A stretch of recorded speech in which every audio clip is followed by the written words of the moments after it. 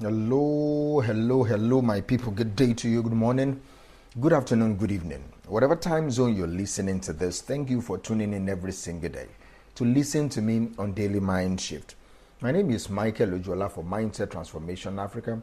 And on today's episode of Daily Mind Shift, I want to talk about offense. Let me anchor today's episode on this statement.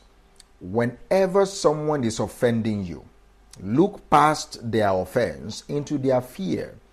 Be discerning, not always emotional. Whenever someone is offending you, look past their offense into their fear. Be discerning, not always emotional. That is what I want us to talk about for a couple of minutes. Let me say it again, because this one is not just a reminder. I'm trying to recalibrate our mindset. Look past the offense. See the fear. Be discerning, not always emotional. Now, I want you to relax with that for a minute. Think through what I just said. Let's be honest. Some people just know how to press your buttons, all right? Some people know how to say the one thing that will flip a good day into a tense one. Some people seem wired to agitate, to provoke you, to offend you. And our automatic response is to meet offense with offense. You shout, I shout louder. You cut me, I cut you deeper. You belittle me, I defend myself. You accuse me, I retaliate. But here is what I've learned after coaching and counseling and leading people for years, especially leading myself for years. Most offensive people are not evil. They are just scared. That is the simple truth. Most offensive people are not evil. They are just scared. They are not trying to destroy you.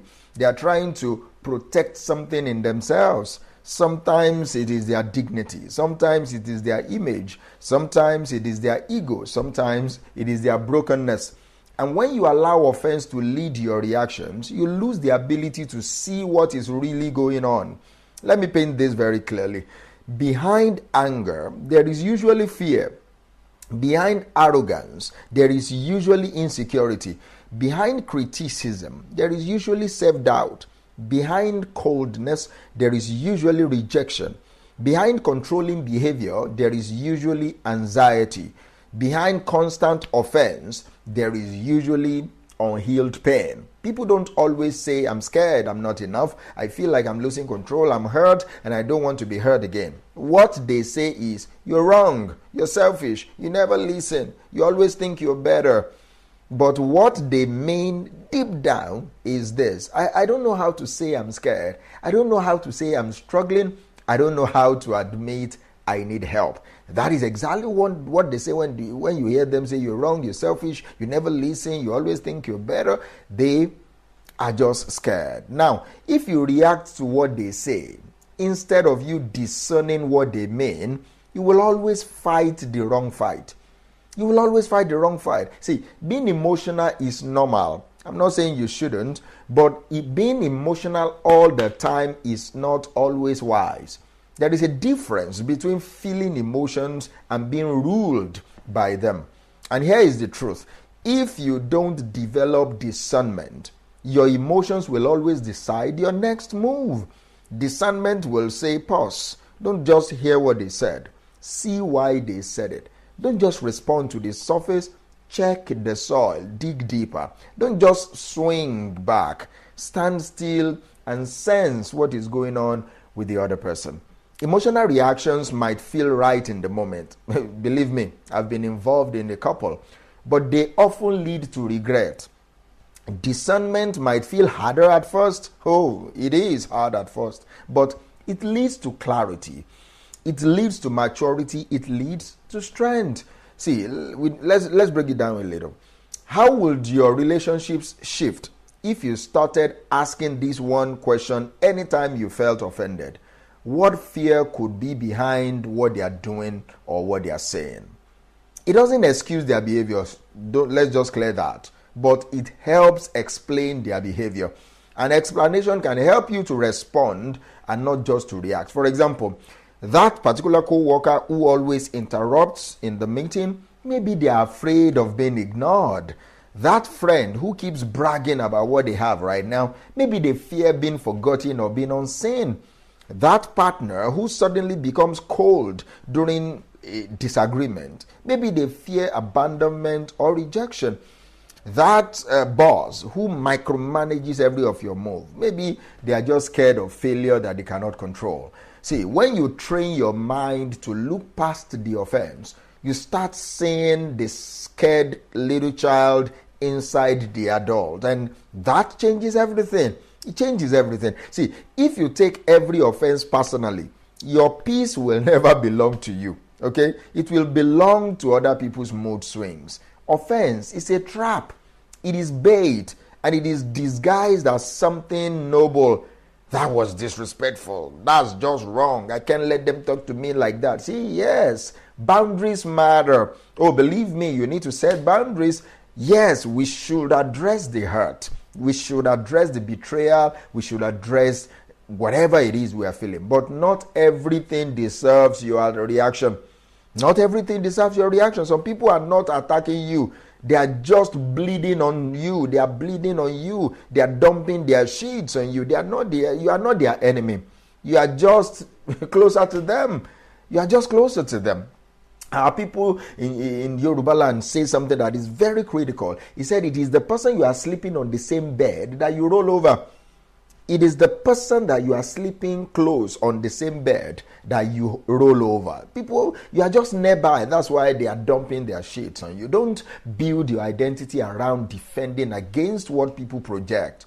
Be wise enough to see the difference between an insult and an injury that is disguised as an insult. See, you've seen it played out before. Offense, reaction, more reaction, then boom, broken relationship. But what if you could stop that cycle with one particular mental shift? What if your response could be, that didn't sit right with me, but I'm not going to let it dictate my energy. I think something else is going on here. I'm going to respond, but with calm and not with chaos. See, maturity means being the thermostat, not the thermometer. You set the temperature. You don't just mirror what is happening around you. Discernment is how you take back control of your emotional environment. And it's important for you to know that discernment doesn't mean you are ignoring the offense. Don't misunderstand me. Discernment doesn't mean you excuse toxic behavior. It doesn't mean you let people mistreat you. It doesn't mean you let people disrespect you. It doesn't mean you let people play therapist to abusers. No, it doesn't mean you play therapist to them. It means you choose your response instead of having your buttons pushed. You can still say, see, when you said that, it wasn't okay. Hey, you crossed the line right there. I need space from this type of behavior that you are exhibiting. But you say it from a place of clarity, not chaos. You say it from a place of understanding, not just uncontrolled emotion. When you are discerning, you protect your peace and you protect your boundaries. Here's the practice I often use, and maybe I believe it should work for you too. Number one is I pause before reacting. That first reaction is usually emotional. Oh, believe me, my hand can be shaking when I'm pissed off like that. That first reaction is usually emotional. I want you to wait 5 to 10 seconds and breathe. Let the emotional spike, let it pass, all right? If you can wait for a day before you respond, do it. But 5 to 10 seconds usually do the trick for me. Then ask yourself this: what fear or insecurity might be fueling this behavior?